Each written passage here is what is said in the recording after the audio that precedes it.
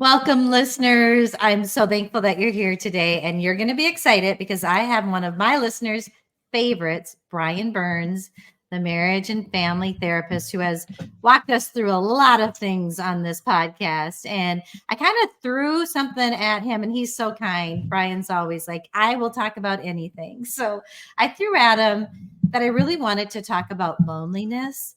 And Brian, the reason I want to talk a little bit deeper about loneliness is I've been doing a little bit of research because I'm going to do a workshop for women going through divorce. And I have like 7 dilemmas. And I've done a lot of work on the financial and the co-parenting. There's a whole list of them. But loneliness is one of them. And so I'm using you as my research a little bit, and we're going to learn, and I'm going to take notes because you always make me a better mediator. So, Thanks, Brian, Lisa. thank you for being here. And Brian, just to let people know, you've got an amazing podcast. Throw in a little bit of information about that right away so people can listen. Oh, sure. The Bad Weather Podcast. So we on the Bad Weather Podcast are talking to men and women, but it's geared towards men going through divorce and all the ins and outs of shock and trauma of the beginning of it to the rebuilding after. We've been going for about a year now and having a ton of fun. Awesome. Yeah, take a listen. In fact, And- I'm going to listen. I did listen. I did listen to one, but I need to listen to more. Yeah, you do. So, yep. And we did an episode, gosh, it's probably published a month ago on sex. And it was just really organic and fun to talk about sex and the dynamics of adults, trying to rebuild themselves after a long-term monogamous relationship, and sex is such a big part of that. Yeah. And men and women have a lot of hangups. And so, but men aren't good at talking about it. So that was fun to be able to just dive right I into don't know that topic. all women are good about talking about it. I don't know if I'm good about talking about it. I think women are better than men at talking about it, but I'm sure you're right. Yeah. Like we all can get weird when it comes to talking about sex. I actually just got a little uncomfortable in my chair. Yeah. Sorry to do that to you. Well, I'm testing you or you need to test me on can we talk about anything? Yes, we can. We'll see. Absolutely. We should probably table that to another one, and probably I should delve into that. Let's do that. Let's schedule that when we're done with this one. But so that's coming, listeners. Yeah. But for well, today, loneliness, like if we're talking about loneliness, I think that we should talk about sex too. Exactly. Well, and so when I was kind of thinking, I was thinking about this loneliness thing, and how I have like my little feelings wheel that I look at, and I looked at loneliness, and then it had these little things where you could go to feeling abandoned or feeling isolated. And I thought, oh, those are kind of 2 different. I mean, that is a little bit different when you think about feeling. So some of my listeners probably are feeling abandoned. Yeah. And some are probably feeling isolated. And I don't know if it really makes a hill of beans of difference which one you're feeling, but it kind of always helps me to be able to really clearly name it because they are a little bit different. So I was thinking about it a little bit more, thinking about my listeners and thinking, I bet that some like women who go through divorce, or maybe like they hold off divorcing because they're afraid of being lonely. Like even like think of all the women right now who they have an empty house, the kids are gone, they're there with just their spouse, and they're maybe a little bit terrified of being completely all alone. Oh, totally. Yeah, absolutely. That's a realistic fear. Right. And then I thought, then there's probably on the flip side of that, some women where they're just so focused on, I got to get out of this. This is so horrible. And then all of a sudden they get out and they go, and they're sitting at home and their kids are with their ex. And they're like, oh, I'm so isolated. I have not, what am I going to do? So I thought there's a lot of loneliness wrapped up in this. Well, I think people find themselves desperately lonely, even when there's someone, sitting in the room with them, which is good point. Like loneliness is a state of mind as much as a physical condition.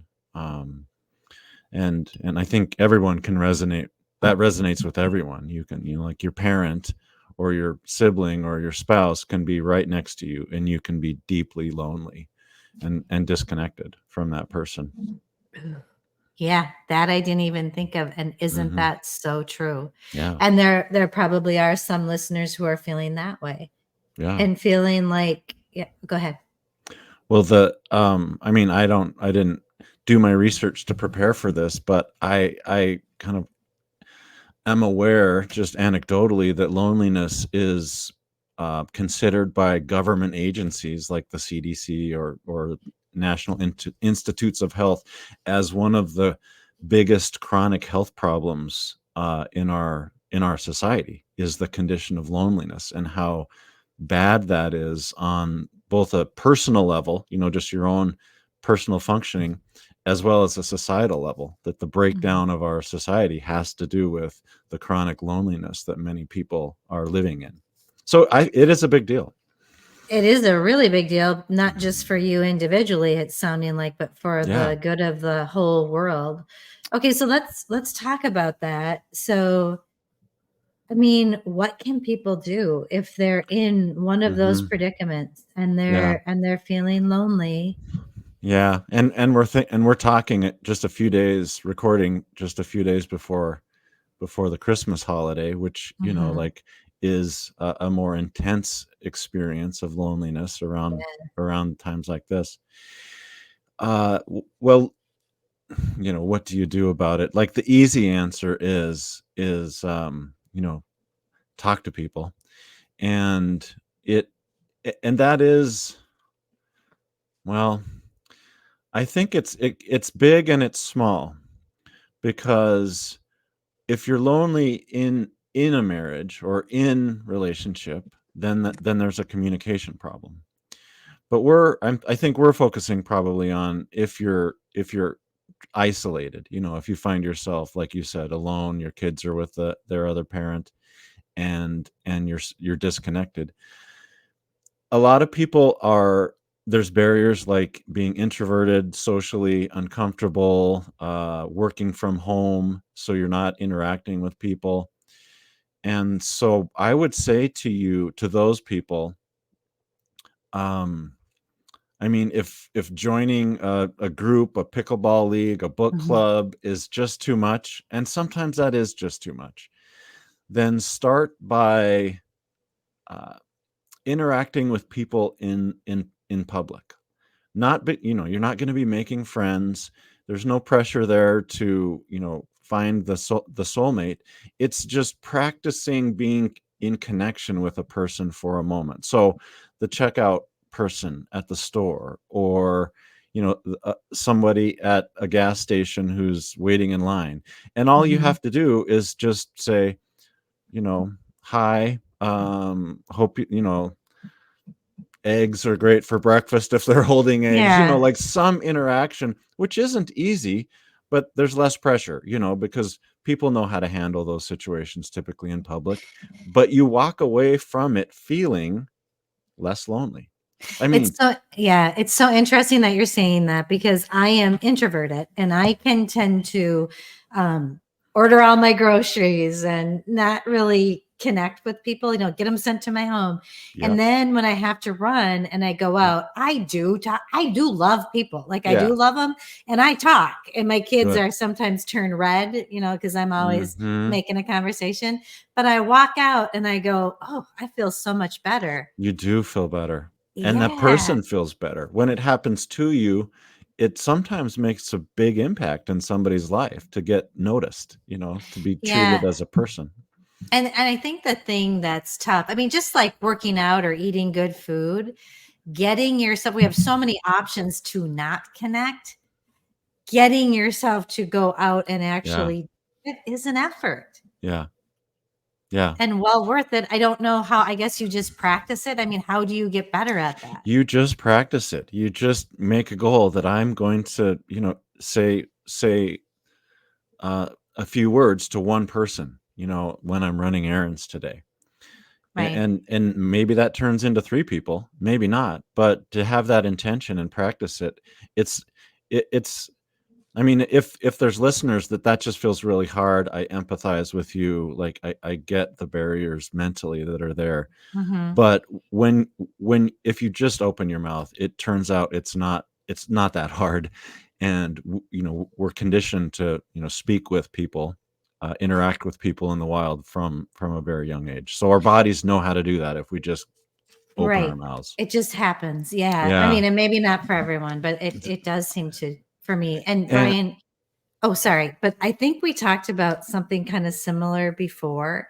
And I remember how we talked about if we take the focus off of ourselves. So, like, what about the next time I go to the grocery store, I think about looking for somebody who maybe looks sad and then reaching out, oh, like kind of a gesture of kindness. That makes it takes off the nervousness. It takes the focus off me and it gets me thinking about that other person. What do you think yeah, about yeah. that? I love that. And for the exact reason that you said it. It gets the focus outward. Yeah. And you're already making connections with another person, inside of yourself, even though that person may not yet know about it. I like that a lot. The Uh, other way to practice, and I'll self disclose a little bit here. I think one of the great things about alcohol. There's some really not great things about alcohol, but one of the great things, for me, and I think a lot of people, is that lowers my inhibitions a little bit, and I feel, kind of, I feel outward focused when I've had a glass of mhm. wine after dinner, and so I have a habit of having a drink after dinner. I'm sitting in the easy chair. I might have a book or I might have my laptop, but I just get that warm feeling and I automatically go to my phone and I start texting people. Yeah. Uh, and like, I don't think those are qualify as drunk texts because I'm not drunk, but I'm just feeling, kind of great. What's the word? Appreciative, like, and more warm towards people Mhm. that I care about. So I find myself reaching out via text and just saying, "Hey, thinking about you. Hope you have a great weekend," or something like that. And people like to get those texts, and I don't, Mhm. I don't think um, we do that enough. So I'm not advocating that people start drinking every night, but I'm just saying that that's one thing that I do that helps me combat loneliness and be connected. Right. Right. And I'm going to add this in because this is interesting because I don't have wine that much because I'm menopausal and it does Yeah, not work well with me. yeah, So, yeah. I'm not Well, going to sleep and I want to sleep and I want to but there sure. are moments when I miss that, I would miss that warm feeling or sitting down with my Yeah. husband. But what I realize is now it's just become more of a choice. Like if I'm at a winery and I want to have a glass of wine and I know I'm not going to sleep that night, I will. And I've Hmm. talked about this on on the podcast, but Yeah. if I'm not going to have a glass of wine, I might make a warm cup of tea Yeah. or a sparkling Good. water that I put in a fancy glass. Good. And I just go sit down and relax and have the fire on. And I think Similar. it's kind of the same. So to get your Similar. mind. And And it's also, interesting. Oh, go ahead. and then you're not an alcoholic like me, so that works well. I don't think you're an alcoholic, Brian. Yeah, that's But what I I'm tell just myself. saying, no, I'm just saying, like, for some people who want to be able to get there, it's kind of more Yeah. of a mindset. And it's interesting because I kind of wanted to talk to you about this.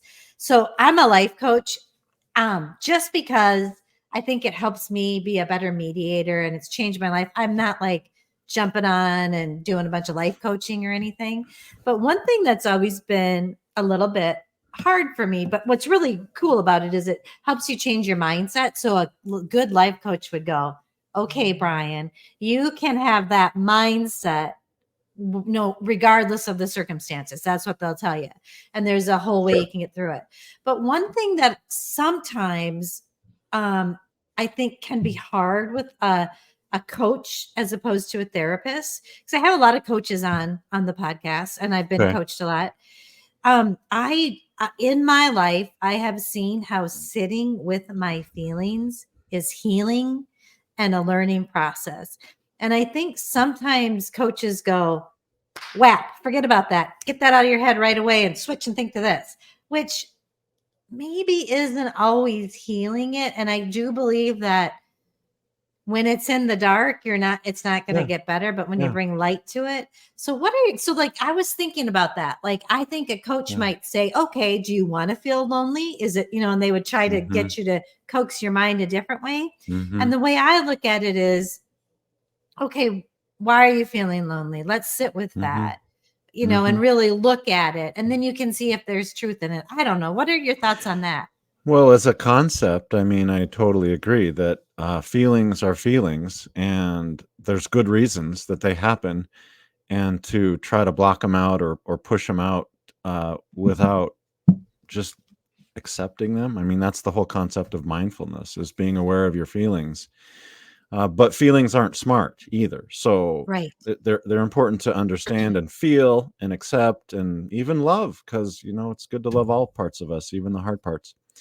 But then what do you do about it? Like the feelings aren't in charge. So then you got to use your thinking. And that's what, that other side, Like, the coaching yeah, would say. So, but what do you want to think and how do you want to feel? Because right. you do have power over that.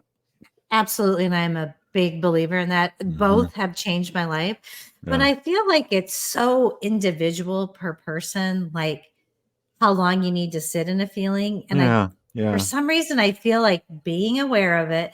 So, kind of what Hmm. has worked for me, I haven't had a therapist. So, you help us now. If I'm feeling big feelings like loneliness Uh-huh. and I sit down and I sit with it and I start writing about it, Yeah. oh, that sometimes just that heals Mhm. it. Not Yeah. always, but Yeah. do you have any other little tools? I like your tip of writing and just understanding where's this feeling coming from.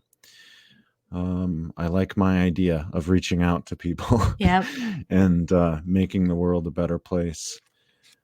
Um, So those are okay. That's two things that we have. yeah. I can start a little bit of a list Mm, here. mhm. So reaching out, writing your feelings. Well, and then I think so after I take the time, I think there's something about when you write your feelings, you're giving it a voice and you're bringing light to it. Yeah. And then you can start doing that coaching maybe where you look at it and you go, well, is that really true? Or is that Right. serving me? Or is that really how I want to feel? And then you can start looking at your thoughts. Do you think that would be a true statement? Something we could come up with as a third step? Sure. Sure. Sure. Yeah. People can feel loneliness um, for I mean, I think it's always for good reasons. It's never because you're, bad or failing or not smart enough or something. And it might be a feeling that just is in your body coming from childhood, which is a good reason. Or it might be because of your present condition of not of being isolated, or it might be because you're in a unhealthy relationship where you have unable to be honest and open. And so understanding that then gives you the power to just do nothing about it because it's okay, or to start to make steps to change that condition. I love that. Okay, and so now I see time goes so fast when I'm talking to you, but one thing that we didn't really talk about, and I'm thinking we might have a little bit of time, is Yeah. that person that's lonely in a relationship. Hmm. And so in my, humble opinion as a friend or whatever, I think I would say um to first do the work on yourself, right? So maybe get a therapist, see if there's any way that you can connect better, even reaching out in a non-confrontational way, because sometimes when I'm doing a mediation, people don't understand that it's the way that they ask for something, and it's hard when you get all kinds Yeah. of emotions tied up. So if I can just Yeah. help them say it in a gentler, kinder way, like, don't forget you think he's a Hmm. great parent, so maybe you could lead with that. I think you're a Hmm. great dad. But here's the thing. What about this? Or I'm not communicating, or whatever it is. So then reaching out to the other person And that's where the weird dance Yeah. is that Yeah. you have no control over that person. Right. Right. Yeah. And yeah. Yeah. And sometimes you can't, like, reaching out is not a good idea. Like, it's at some level not helpful to be honest with someone who's not able to receive the truth or to is not open to communication, knowingly or unknowingly. And that's hard to know. You can't mind read and know for sure. But I think those of us that, we do a lot of thinking about how to say things. Um, Mm-hmm. but to, like you said, do the work to figure out how to be more honest, how to be more open, how to communicate the things that are true, in a way that is not attacking, in a way that can be Right. received, is what you're talking about. And yeah, that's what I do for a living, is to teach people how to do that. I love that. Or like so that they can tell the other person what they Hmm. need. Hmm. This is what I need. Yeah. So well, if I were in this position, and let's say it's, like, it's not a toxic relationship, their Right. communication is possible, I would coach someone to start with, "Hey, can we talk? I feel like I need to do a better job of sharing. And are you up for that? Will can you be part of that with me?" And hopefully the response is going to be yes. Although it might be weird, because that might sound strange, or that might be out of practice for, like, that kind of just vulnerable, courageous honesty. And then to focus on just your feelings rather than telling the other person about them. And it's just a losing strategy to try to convince someone, about them, or tell them about them. It's telling them about Right. you. It's yourself that you're sharing. So it would sound like, I have been feeling lonely. And I'm not saying it's because you're bad or a bad husband. It's the feeling that I'm having, and I'm trying to figure it out. And we probably both contribute to that, but I don't like it. And I think I can do better. And are you willing to talk more about that? And then, if the answer is yes, well, let me tell you about what lonely is like. Like, we're sitting in the same room, sleep next to each other, but it's like there's 1,000 miles between us, and I really want to try to figure that out. Like, those are the opening lines of a safe, or hopefully safe, conversation, where you're just talking about yourself and not putting on someone I else. love that. I love that. And when, as you're, talking through this, I think I can't imagine, Brian, anyone shutting someone down when they come to them with that, but I'm sure it happens. Oh yeah, I can imagine it. Yeah. Well, you Well, can, yeah. Well, I yeah, can. because the other person may have, often does mean well, has good intentions, but they correctly read that there's going to be some honest, sharing coming their way, and they're going to be expected to contribute, like, they then need to show up in some way. And that creates anxiety internally, that's like just going to be the automatic response. But anxiety is a feeling that Yeah. is there for a good reason. So you have to be able to feel it, but not let it be in charge of you by closing you down, and making you run away from that kind of communication. And Brian, I think as you're talking, that's why I feel like when people are struggling in a marriage or even in a co-parenting relationship, I feel like if each individual can get some help Mhm. so that they can Mhm. be the person leading. The thing that's going to be tricky is if you have all those tools, but the spouse doesn't know how to deal with the anxiety. Yeah. Now, if they're willing to try, that's a different story, but that's where you can see where things blow up Yeah. Oh, because absolutely. Yeah. People just fumbling in the dark, just yeah. trying their best. I want to make a little bit of a plug, for marriage counseling in this case, because you're correctly saying that people need to do their own work. They need to work on themselves. That is absolutely true. What people, I think, don't, the layperson, understand is that marriage counseling is, people think, you go to see a marriage counselor to work on your relationship, and you go to an individual counselor or coach to work on you. And it's actually, you go to a marriage counselor to work on you in front of your spouse, and your Yeah. spouse works on your spouse in front of you. And that is working on the relationship, Yep. which is so powerful to be able to witness that work in and benefit from it, and for your spouse to do the same thing. Well, and I think when you have a great therapist like you, it's funny, Brian, because I had someone on this podcast, I can't remember who it was, who said that actually individual therapy from a marriage therapist is more powerful than working together. Oh, really? Yep, that's what I heard. And when I talk to you, and when you think that you have two people who are willing to work together, I find it hard to believe, because that's the first hurdle. If they're coming to you, they're both agreeing that they're going to work on this. One of them's not sitting on the couch not talking Right. if they're coming to you. So I don't know if I really buy that, but that's what I had heard. Yeah, I of course don't know the context of that comment to understand, I can't what remember. that means. But Yeah. no, I mean, I do individual counseling, and certainly I really try hard to put myself in the shoes of the spouse who's not there, and Yeah. whose voice I don't have. And nobody is going to be a perfect reporter of the other perspective. So that's a limitation that I think makes it harder to work on yourself if Mm-hmm. you're not having both sides Yeah. represented on it, fully. Yep.